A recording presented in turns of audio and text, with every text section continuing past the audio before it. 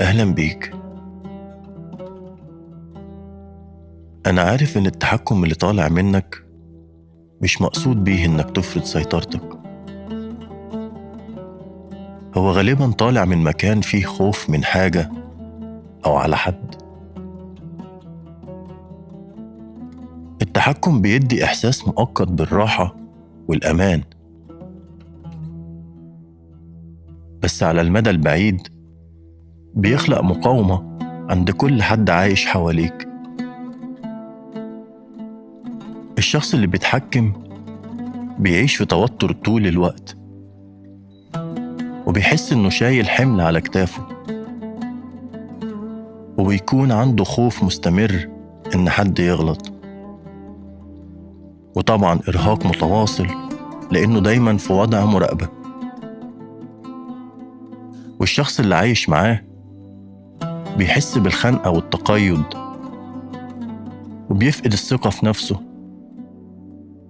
وبيعيش مقاومة داخلية حتى من غير ما يقول.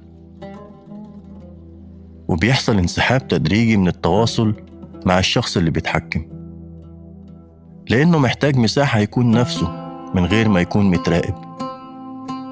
وساعتها الحب بيتحول لكبت، والأمان بيقل بدل ما يزيد،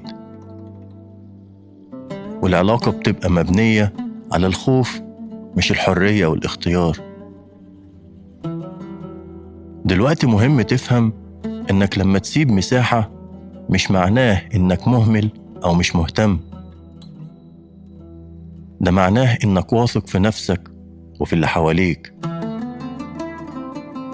بداية التصليح بتبدأ بملاحظة الأوقات اللي بتحس فيها إنك عايز تطلع من جواك تحكم أو سيطرة.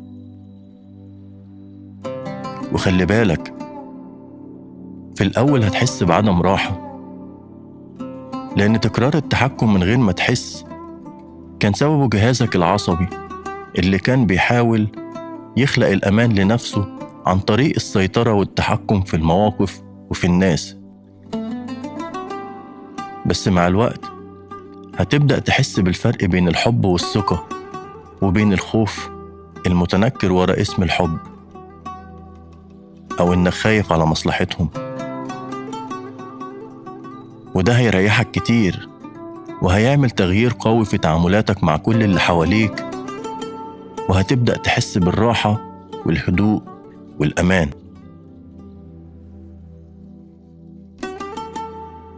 دلوقتي غمض عينك وتنفس ببطء وعمق. سيب الهوا جواك شوية وخليه يخرج ببطء.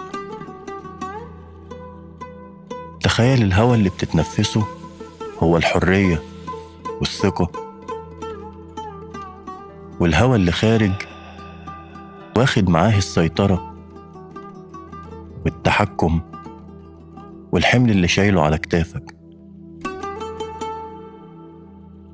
عايزك تكرر التوكيدات اللي هتسمعها وخليها توصل لعقلك. أنا بحرر نفسي من أي تحكم في نتائج أو أشخاص. أنا أهدى وأنا واثق. أنا مش خايف. أنا حاسس بالأمان وعايش في راحة من غير تحكم. أنا بحترم حرية غيري، وبخلق مساحة للي حواليا يغلطوا ويتعلموا من غير مقلق. دلوقتي افتح عينك وجرب حياتك وانت مركز مع نفسك مش مع غيرك. وما تنساش تتنفس وتضحك، وافتكر ان وسط كل الأصوات في صوت واحد.